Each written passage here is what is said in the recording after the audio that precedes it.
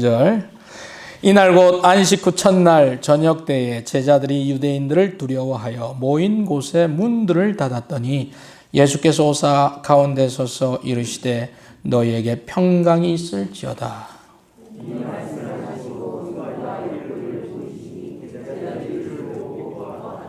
같이 읽습니다.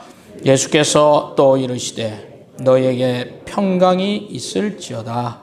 아버지께서 나를 보내신 것 같이 나도 너희를 보내노라. 아멘. 오늘 사자 이야기로 좀 시작하려고 합니다. 여러분, 성경에 사자에 대한 언급이 많이 있습니다. 아마 당시 사자들이 중동 지역, 이스라엘 지역, 그 지역에 많이 있었던 것으로 여겨집니다. 시편 34편 10절에 보면 젊은 사자는 궁핍하여 줄일지라도 여호와를 찾는 자는 모든 좋은 것에 부족함이 없으리로다. 이렇게 이야기를 합니다. 젊은 사자가 궁핍하여 줄인다. 그런 말이 있습니다.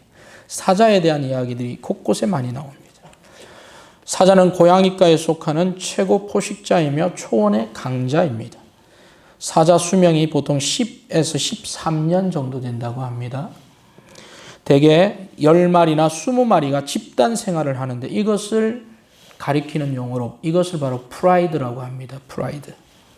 어린 새끼들은 2, 3년을 지나서 3년 정도 되면 이제 프라이드에서 나가야 됩니다. 독립해야 됩니다.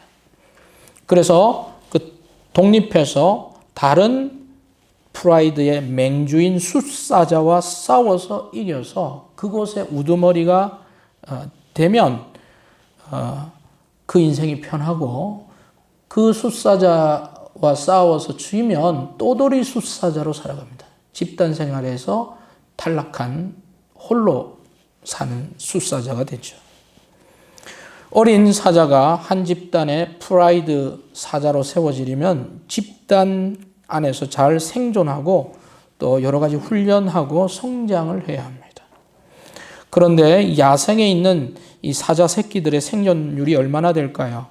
채 20%가 안 된다고 합니다. 10마리 중에 2마리가 살아남습니다. 나머지 8마리 다 죽습니다. 왜 죽느냐? 어미 사자들이 사냥을 간 동안에 다른 야생 동물들이 새끼 사자를 죽여요. 주로 누가 와서 많이 죽일까요? 하이에나. 그래서 하이에나예요. 무릎 뜯고, 하이에나들이 제일 많이 죽여요. 또 누가 오냐면 기존 프라이드에 새로운 숫사자가 와서 현존하는 숫사자를 이기잖아요. 그러면 새로운 숫사자가 그 나머지 새끼를 다 물어 죽입니다. 그래서 자신의 종족을 번성시키고 하는 것이 사자의 그 습성입니다. 그렇게 해서 죽습니다. 자, 이런 어려움을 다 극복하고 독립할 시기가 되고 또 독립해서 단독으로 사냥하고 생존하여 다른 숫사자와 싸워 이기면 이제 프라이드의 맹주로서 한 5년 정도를 이제 거느리며 집단을 거느리면서 편안하게 살아갈 수가 있습니다. 그렇지 못하면 홀로 떠도는 숫사자로 고달픈 삶을 살다가 빨리 수명이 단축이 됩니다. 사냥할 수가 없기 때문에. 사자 이야기를 하는 이유는요, 자녀를 키우는 모든 어미 사자들의 바람이 무엇일까 생각해 봤습니다. 바람이 무엇일까요? 자기가 새끼를 낳아서 키우는 그 새끼 사자들을 잘 자라서 야생에 나가서 죽지 않고 뭐 하기를 원할까요? 새로운 강자, 프라이드가 되기를 다 바라지. 2, 3년 생존하면서 자기 보호도 잘하고 건강관리도 잘하고 사냥도 잘하고 용맹함도 배워서 어디에 가든지 살아남을 수 있는 그런 숫사자가 되기를 원하지 않겠습니까? 저는 이 사자 이야기를 보면서 오늘 본문 말씀을 생각을 했습니다. 오늘 본문에 보면 부활하신 예수님께서 제자들을 세상에 뭐 하신다고요? 보내신다. 세상에 보낸다. 꼭 키우던 이 새끼 사자들이 이제 독립해서 세상에 나가는 것 같은 그런 생각을 저는 생각하게 됐습니다. 예수님께서 제자들과 성도들을 세상에 내보낼 때 예수님의 마음, 어떤 마음이 들까요? 다 키웠으니까 이제 잘할 거야, 걱정 없다, 이런 마음이겠어요? 전혀 아니에요. 어떤 마음이 드시는지 아세요? 초원에 내보낸 어린 새끼를 내보내는 그 어미 사자와 같은 그런 마음이 들 거예요. 마태복음 10장 16절에 보면 이렇게 말합니다. 내가 너희를 보내는 것이 양을 이리 가운데 보내는 것과 같다. 지금까지는 내가 오냐 하면서 이렇게 쫙 키웠는데 나가는 거 보니까 너무 불안해. 여러분 그런 거 느끼시죠? 자녀들이 학교 간다고 그러고 뭐 직장 간다고 그러는 것도 보면 여러분 마음이 편안하세요? 아니죠? 늘 어때요? 마음이 늘 불안해. 예수님 마음도 똑같아요. 양을 어디 가운데? 이 가운데 보내는 것 같아요. 그렇기 때문에 뭐같이 지혜로워야 돼요? 뱀같이, 또한 비둘기같이. 그런 걸 주문하셨어요. 누가복음 10장 3절에도 그렇습니다. 갈지어다 내가 너희를 보냄이 어린 양을 이리 가운데로 보낸 것 같더라. 그러니까 우리가 이 주님의 마음이 이와 같습니다. 그래서 준비 없이 나가면 어떻게 돼요? 우리 다 세상에 살아남을 수가 없어요. 생존율 제로가 돼요. 그리스도인의 빛과 소금을 드러내는 것 하나일 수도 없습니다. 살아남을 수가 없어요. 그렇기 때문에 우리는 오늘 본문에 있는 부활하신 주님께서 우리를 세상에 내보내기 전에 우리가 갖추어야 될 것이 있는 줄로 믿습니다.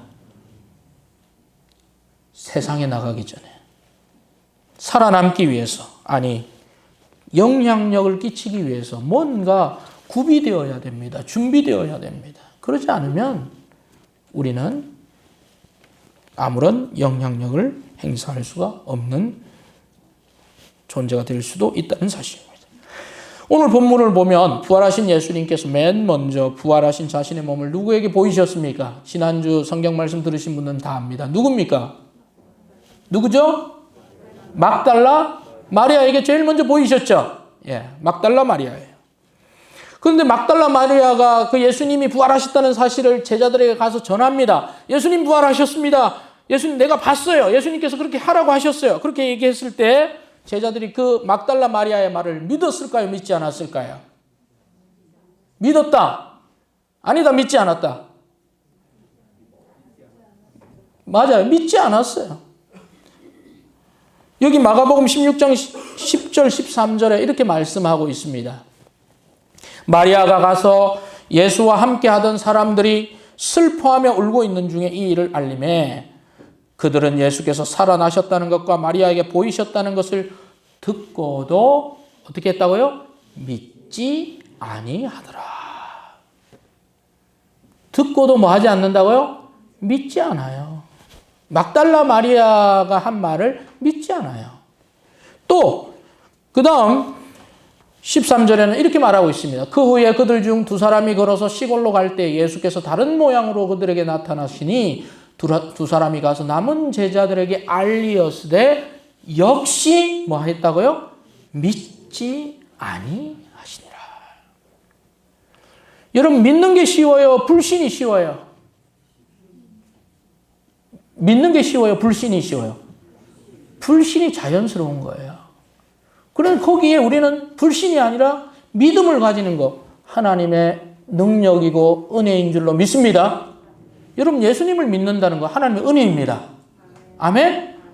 대부분의 사람들은 예수님 믿지 않아요. 불신이 자연스러운 거예요. 그런데 그것을 거슬러서 우리는 뭐예요? 믿음을 가져야 되는 거예요. 그게 믿음이에요. 제자들도 예수님의 부활 들어도 믿지 않아요. 불신이 자유로운 거예요. 막달라 마리아를 통해서 부활의 소식을 전했지만 제자들은 여전히 예수님은 죽어 있다. 예수님 살아날 수 없어. 살아나는 것은 거짓말이야. 그렇게 그들은 부활을 불신했습니다. 그래서 막달라 마리아를 통해서 예수님께서 막달라 마리아를 보내서 일 처리하려고 했더니 안 들어요, 제자들이. 그러니까 누가 출동해야 돼요? 예수님 몸소 출동하셔야 돼요. 여러분, 예수님 몸소 출동하는 게 하지 맙시다. 아멘? 말씀에서 주일날 말씀 잘 들으면 예수님이 절대 여러분 직접 출동할 일이 없어요. 그런데 안 하면요, 예수님이 꿈에도 나타납니다. 예수님이 또 어떤 사고를 통해서도 나타납니다. 어떤 기이한 것을 통해서 자꾸 보여주실 때가 있어요. 그렇게 할 필요가 없어요. 예수님이 직접 가셔서 제자들을 방문하십니다. 그러면서 예수님께서 제자들에게 이 상태에서 내보낼 수 없겠다. 이 상태에서 세상에 보낼 수 없다고 생각했던 예수님께서 제자들을 향해서 세 가지를 구비시켜 줍니다. 몇 가지요? 세 가지. 그 세 가지를 살펴보겠습니다. 첫 번째, 제자들에게 무엇을 주님 주셨을까요? 따라합시다. 평강을 주셨습니다. 첫 번째, 평강을 주셨다는 것입니다. 19절 말씀 보겠습니다. 이날 곧 안식 후 첫날 저녁 때에 제자들이 유대인들을 두려워하여 모인 곳에 문들을 닫았더니 예수께서 오사 가운데 서서 이르시되 너에게, 같이 읽읍시다. 너에게, 시작. 너에게 평강이 있을지어다. 첫 번째, 주님은 무엇을 제자들에게 주셨습니까? 평강, 평안을 주셨어요. 이 본문 말씀 19절을 보면 이렇게 말하고 있습니다. 이날 곧 안식 후 첫날. 여러분, 우리 교회가 언제 예배드립니까? 주일날 예배드립니다. 이 주일이 뭐예요? 안식 후 뭐예요? 첫날입니다. 주님의 부활을 기념해서 부활하신 주님, 죽음을 이기신 그 주님을 찬양하기 위해서 우리 그리스도인들이 모이는 주일, 이 주일이 언제예요? 안식 후 첫날입니다. 그런데 주님은 언제 오셨어요? 첫날 오전이 아니고 언제예요? 저녁이라고 말하고 있죠. 오전에는 누구를 만나 주셨어요? 막달라 마리아를 만나 주셨어요. 막달라 마리아가 그 일을 수행했습니다. 그래서 제자들이 예수님을 다 믿었으면 예수님께서 굳이 저녁 때 여기 안 오셔도 되는데 안 돼. 사람의 인식의 전환이 안 되는 거예요. 죽음에서 부활, 믿을 수가 없어. 한 사람이 믿은 가치체계가 바꾸는데 얼마나 걸리겠어요? 성령이 깨트려 주기 전까지는 평생 걸려도 안 될 수 있어요. 사람의 고집, 그 사람의 가치, 그 사람의 신념. 김신조 같은 사람은 무장공비였잖아요. 자기 동료들이 다 죽고 이 남한에 혼자 살아남았을 때 그때 아마 내가 믿었던 신념, 내가 믿었던 사상, 이게 다 아무것도 아니구나 생각했겠죠? 그 뒤에 누구를 믿습니까? 예수 그리스도를 믿게 된 거예요. 제자들 마찬가지입니다. 그들이 여전히 그들은 부활을 생각할 수 없었어요. 그래서 제자들이 보면 두려워하여 그랬죠? 두려워하여. 누구를 두려워합니까? 유대인들. 어떤 유대인을 두려워해요? 힘 있는 유대인. 특별히 예수님을 십자가에 매달 수 있는 권력을 가진 유대인들을 두려워했습니다. 종교 지도자들을 두려워했습니다. 그들이 자기도 죽일 수 있을까 두려워했다 이 말이죠. 두려움의 근거가 뭐예요? 생명이 뺏길까 봐. 그게 제일 두렵잖아요. 생명 또는 가진 것을 다 가져갈까 봐. 무언가 뺏길까 봐. 그들의 두려움의 근거가 있었습니다. 여러분 무엇에 두려워하십니까? 여러분 어떤 두려움이 있습니까? 사람들마다 저마다의 두려움이 다 있습니다. 어두운 걸 두려워하는 사람도 있고 또 혼자 지내기를 두려워하는 사람도 있고 또 직장이라든지 또 그런 부분에 있어서 두려움이 다 있어요. 예. 그건 일반적인 두려움은 다 있어요. 그런데 그 두려움을 뛰어넘어서 너무 과도한 두려움, 그것은 뭐예요? 버려야 되는 거예요. 과도한 두려움. 너무 두려움 없이 사는 것도 아니죠. 뭔가 긴장하고 주의해야 될 부분이 있어요. 그런데 너무 긴장해. 너무 두려워해. 일어나지 않을 것을 미리 염려해. 그것도 할 필요가 없는 거예요. 제자들은 임박한 두려움. 예수님이 돌아가셨으니 자기도 죽을 수 있을까? 두려워했어요. 두려워했던 제자들이 했던 행동이 뭐예요? 그 다음 단락에 뭐라고 말하고 있습니까? 모인 곳에 뭘 닫아요? 문을 닫았다. 이 문을 닫았다. 우리 한번 따라합시다. 문을 닫았다. 이 여기 닫았다라, 문을 닫았다라는 것은 이게 세 가지 의미가 있어요. 세 가지 의미. 첫 번째 의미는 뭐냐면 물리적인 문이에요. 그들이 모여있는 그 집의 문을 닫았어요. 여러분, 문이라고 하는 것은 뭐예요? 문을 통해서 외부와 내부가 어떻게 됩니까? 연결되죠. 그런데 문을 딱 닫았다는 것은 뭐예요? 들어오지 마. 이 말이죠.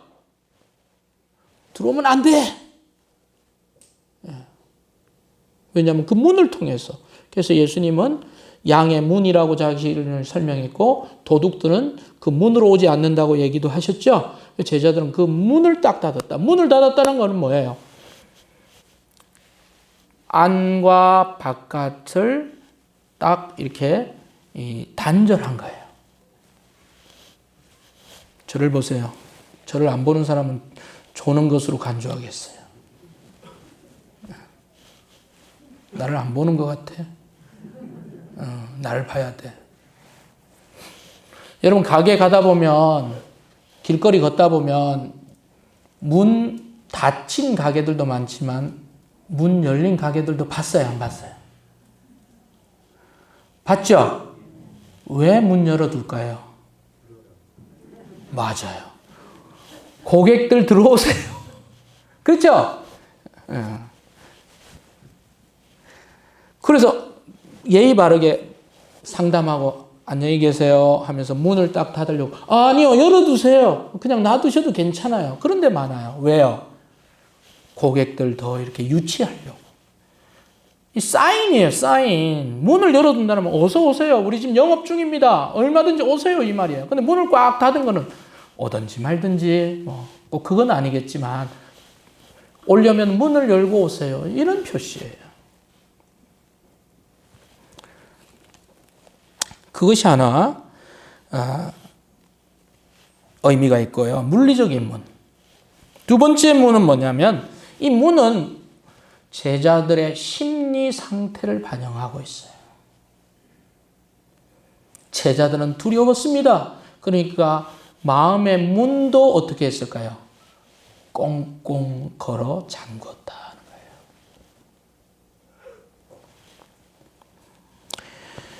사람이요, 어떤 것에 너무 두려우면요, 외부 세계와 단절합니다. 그래서 점점 폐쇄적인 사람이 됩니다. 이해가 되시죠? 자기 세계만 있어요. 외부 세계에서 오는 걸 받으려고 안 하고 주려고도 안 해요. 소통에 뭐예요? 단절이 일어나요. 여러분 마음의 문은 좀 열려 있는 편입니까? 아니면 좀 닫혀 있는 편입니까? 어떻습니까? 아니면 반만 열어두었습니까? 여러분 닫힌 문보다는 어떤 문이 더 좋아요? 열린 문이 좋지 않나요? 목회자가 닫힌 문을 가지고 있다. 그럼 목회자 전도할 수 있을까요? 전도자가 사람에 대해서 닫혀 있어. 폐쇄적이야. 나 사람 만나기 싫어. 어떻게 전도해요, 그러면? 성도가 폐쇄적이야. 어떻게 말씀을 듣고 반응해요? 다른 사람의 삶에 어떻게 참여할 수 있어요? 없어요. 영혼을 얻으려면 우리의 마음의 문, 내가 가진 문을 먼저 뭐 해야 돼요? 열어야 돼요. 아멘입니까? 열어야 돼요. 그래야 대화가 나오죠. 안녕하세요. 저는 어느 교회 목사인데 신앙생활 하시나요? 아유, 참 잘하시네요. 예. 우리 교회 이런 교회도 있는데 다 열려 있어야 얘기가 되는 거죠. 닫혀 있으면 말이 안 나와요.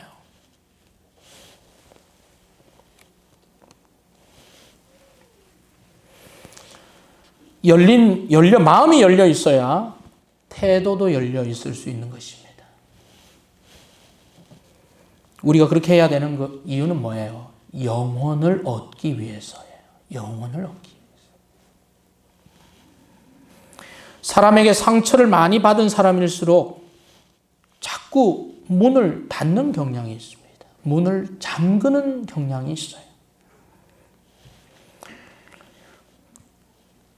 그러나 그런 두려움을 내려놓을 때 우리는 처음 만난 사람, 잘 모르는 사람하고도 열린 태도, 열린 마음으로 소통할 수가 있습니다.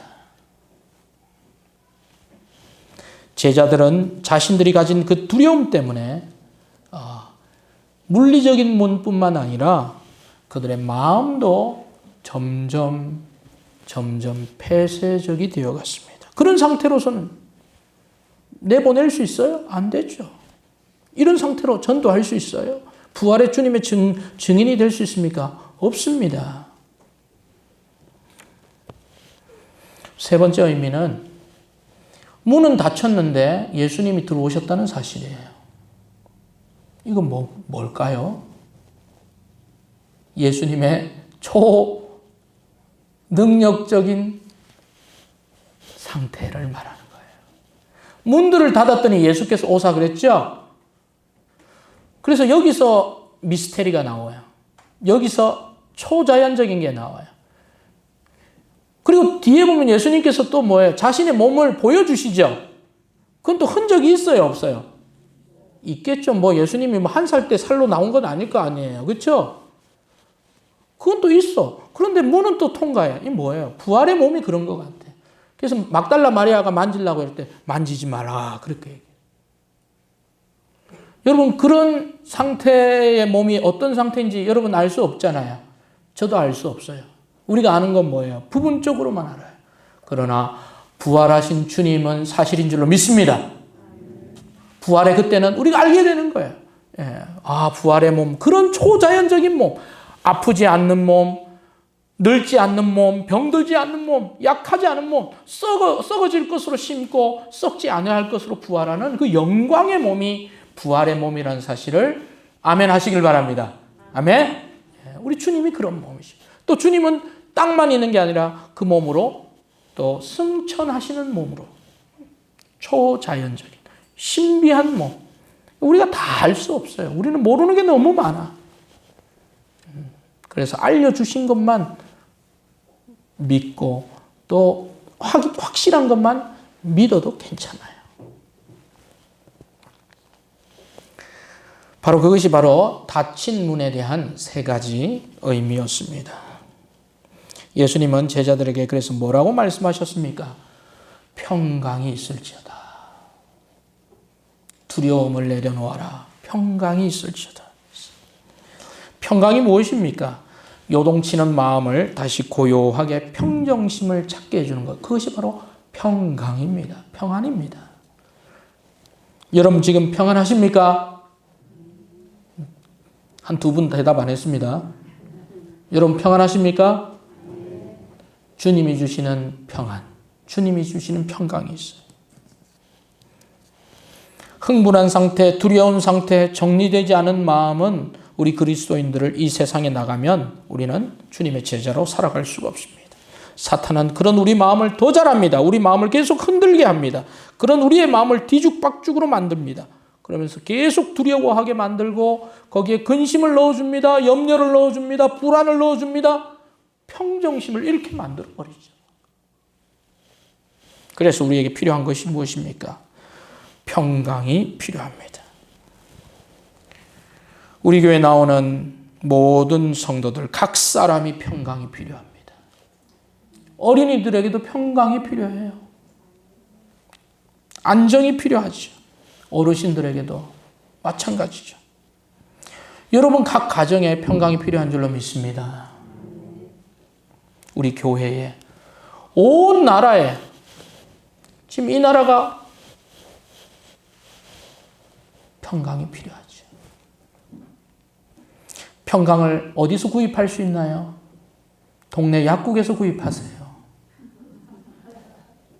한 팩에 5,000원밖에 안 합니다. 그러면 너무 좋겠다. 그렇죠? 아니야. 그럼 너무 중독될 것 같아요. 요한복음 14장 27절에서 주님이 이렇게 말씀하셨습니다. 평안을 너희에게 끼치노니 곧 나의 평안을 너희에게 주노라. 같이 읽읍시다. 내가 너희에게 주는 것은 세상이 주는 것과 같지 아니하리라. 너희는 마음에 근심하지도 말고 두려워하지도 말라. 아멘. 누구의 평안입니까? 주님이 주시는 평안. 성도 여러분, 우리 주님 여러분 사랑하십니다. 아멘. 여러분 주님 사랑하시죠? 여러분 마음이 흔들릴 때가 있어요. 마음이 잡히지 않을 때가 있어요. 그때 요한복음 14장 27절 주님이 주시는 평강을 또한 구하고 기도하신 여러분들 되기를 바랍니다. 주님께서 여러분에게 주십니다.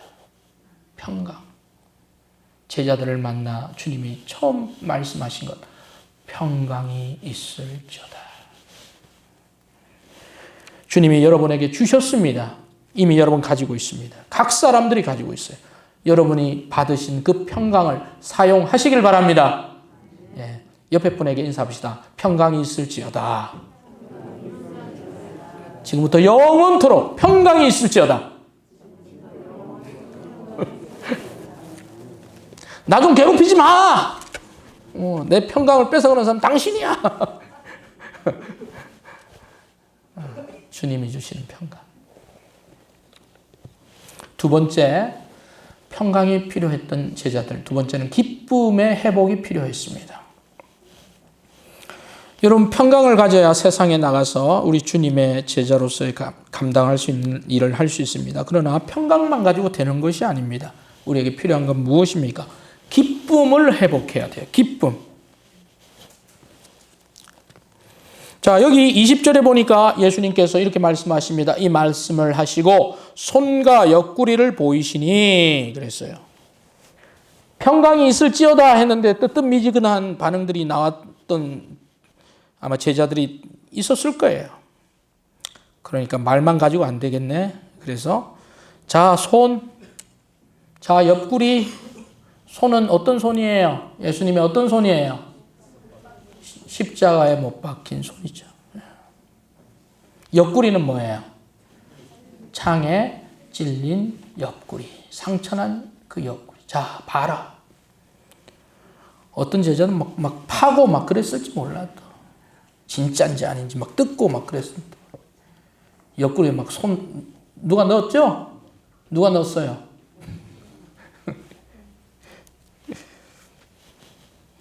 그러더니 이제 자기들끼리 이제 난리가 났어. 어떤 난리가 났어? 사실이네. 참 신기한. 예수님 맞네. 예수님 볼 꼬집진 않았겠죠? 그러면서 성경은 뭐라고 말해요? 기뻐하더라. 한번 따라 합시다. 기뻐하더라. 할렐루야. 참, 얼굴들이 왜 그래요? 다 하나같이. 이 아침에 성도님들. 집에 무슨 일이 있었어요? 전부 다. 기뻐하더라. 아멘? 저한테 아멘 하지 말고 옆에 분 좀 보세요. 기뻐하더라. 좀 웃으세요. 무슨 일이 있었어요, 도대체 집에? 우리 좀 기뻐합시다. 5초간 한번 웃읍시다. 옆에 분 바라보면서. 자, 마주 보세요, 빨리. 강제로. 빨리. 자, 5초 동안 시작. 하하하하하하하하하하하하하하하. 이문정 자매님 왜 안 웃으시는 거예요? 도대체 무슨 일이 있었어, 집에? 웃어야, 헛웃음이라도 웃어야 돼요. 웃으면 돼. 웃으면 뭐가 와요? 웃는 얼굴에 침 못 뱉는다. 웃어야지. 좀 웃읍시다. 기뻐하더라. 하나님의 뜻인 줄 믿습니까? 항상 뭐하라? 기뻐하라. 이는 너희를 향한 하나님의 뜻이니라. 하나님의 뜻이에요. 여러분 지금 뭐 안 웃고 인상 쓰고 하나님의 뜻이 울상을 지어라. 이것은 하나님의 뜻이니라. 그러면 계속 하셔도 돼. 24시간. 근데 뭐라 그랬어요? 항상 뭐 하라 그랬어요? 기뻐하라. 쉬지 말고 기도하라. 범사에 감사하라. 이것이 그리스도 예수 안에서 너희를 향하신 하나님의 뜻이니라 그랬어요. 아멘. 빌립보서 4장 4절 주 안에서 뭐요? 항상 기뻐하라. 내가 다시 말하노니 기뻐하라. 성도 여러분, 우리 기뻐합시다. 살다 보면 뭐 기쁜 일만 있는 거 아니죠. 또 슬픈 일도 있어요. 그럴 때 하루 정도 슬퍼하셔요. 이틀 괜찮아요. 그런데 이틀 넘어가도록 슬퍼하지 마세요.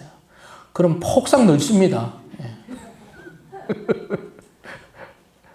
슬플 때 하루 정도 슬퍼할 수 있어요. 그러나 자꾸 슬퍼하는 거 아닙니다. 기뻐하라 그랬어요. 하나님의 뜻이라. 기쁨을 회복해야 합니다. 여러분 뭐가 좋아서 그렇게 계속 정말 기뻐했던 적, 아마 이 제자들은요, 이 기쁨 있죠. 예수님이 부활하셔서 오신 이 기쁨을 잊어버린 적이 없었을 거예요. 기쁨의 근원. 그들이 슬플 때마다 뭘 생각했을 거예요? 다시, 예수님 다시 만나서 예수님 만났던 그 기쁨을. 그래서 아마 이 기쁨은요, 그들의 사역에 평생에 그냥, 그 슬퍼질 때면 돌아갈 수 있는 안식처가 됐을 거예요. 그리고 어떤 고난이 오더라도 그들은 뭐예요? 예수님과 함께 했던 정말 이 부활의 주님을 목격했던 이 기쁨이 그들의 뇌리를 떠나지 않았던 거예요. 여러분 정말 이런 기쁨을 우리가 회복해야 합니다. 여러분 정말 기뻤던 적이 언제였습니까? 언제 여러분 정말 기뻐했습니까? 그러나 그 기쁨 시간이 지나면 어떻습니까? 사그라지죠? 2002년도에 우리나라가 4강에 올라갔을 때 온 나라가 기뻐했어요. 태어난 사람은 알죠. 뭐 안 태어난 사람들은 TV 보면 알겠지만. 저는 그때 신학교에 공부하고 있었는데 4강 확정돼서 우리 신학생 몇 명이랑 너무 기뻐가지고 뛰쳐나갔습니다. 이천에. 근데 시골이라 조용하더라고요. 우리끼리 막 소리 질렀어요. 그래도 뭐라 하는 사람이 없더라고요. 그만큼 기뻤어요. 제가 아마 우통도 벗었던 것 같아요, 그때. 아니, 너무 기쁘니까. 그런데 시간이 지나니까 그 기쁨도 점점 한계가 있습니다. 무한하진 않죠? 영국 속담에 이런 말이 있습니다. 하루를 기쁘게 살려는가 이발을 하라. 한 주간을 기쁘게 살려는가 자동차를 사라. 한 달을 기쁘게 살려는가 결혼을 해라. 한 해를 기쁘게 살려는가 새 집을 지어라. 이발소, 자동차 기쁨 주지만 얼마 못 갑니다. 또 결혼하면 그때는 너무 또 좋고 행복하지만 또 시간이 지나면 뭐든지 그렇죠. 고민과 갈등이 또 각 가정마다 다 있는 것입니다. 새 집 사면 좋지만 얼마나 오래 가겠어요? 한 달, 두 달, 1년까지 가나요? 그 다음은 그냥 집이죠, 뭐. 가장 영원한 기쁨, 예수님 안에 있는 줄로 믿습니다. 여러분 계속 그 기쁨을 유지하기를 원하신다면 죽음, 절망, 슬픔, 걱정, 분노 대신에 여러분을 찾아오신 부활의 주님을 계속 기억하시길 바랍니다. 그것이 바로 무한한 기쁨이에요. 우리를 계속 기쁨 속에 가두어두는 기쁨입니다. 참된 기쁨입니다. 그러하기에 여러분 좀 전에 말씀처럼 기뻐하는 것 하나님의 뜻입니다. 기쁨을 회복합시다. 여러분 구원받았다는 사실로 여러분 기뻐하시길 바랍니다.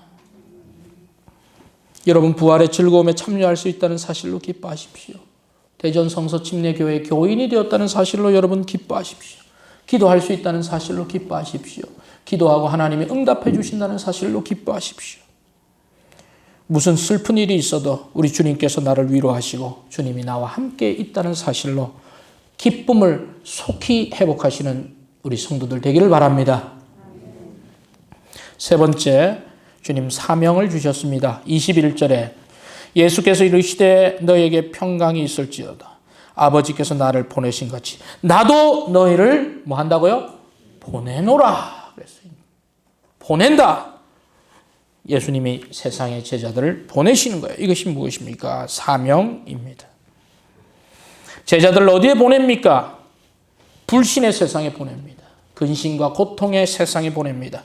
여전히 부활을 불신하는 세상에 제자들을 보냅니다. 제자들을 잡아 죽이려고 하는 적대적인 그곳에 제자들을 보내는 것입니다. 여기서 보낸다는 것은 아포스톨로스라는 의미로 당시 로마 황제가 자신의 전권을 위임한 그 사령관을 자신의 속주에 보낼 때 쓰는 표현입니다. 로마 황제가 가진 권위, 로마 황제가 가진 입법, 사법, 행정의 모든 권한을 사령관이 받아서 그 로마가 정복한 땅에 가면 그 사람 뭐예요? 최고 권위자가 되는 거예요. 보낸다. 그런데 주님은 어떤 권위? 로마 황제가 아니라 하늘과 땅의 권세를 가지신 분인 줄로 믿습니다. 그분이 뭐예요? 보내는 거예요. 예수께서 나와 말씀하여 이르시되 하늘과 땅의 모든 권세를 내게 주셨으니 그러므로 너희는 가서 아버지와 아들과 성령의 이름으로 침례를 주고 내가 너희에게 분부한 모든 것을 가르쳐 지키게 하라고 하신 그 말씀을 수행하기 위해서 우리를 세상에 보내신 줄로 믿습니다. 여러분 세상에 보냄을 받은 사람들이에요. 여러분 보냄 받은 사람이에요. 어디로 보냄을 받았어요? 지금 여러분 살고 있는 그 자리가 여러분이 보냄 받은 자리예요.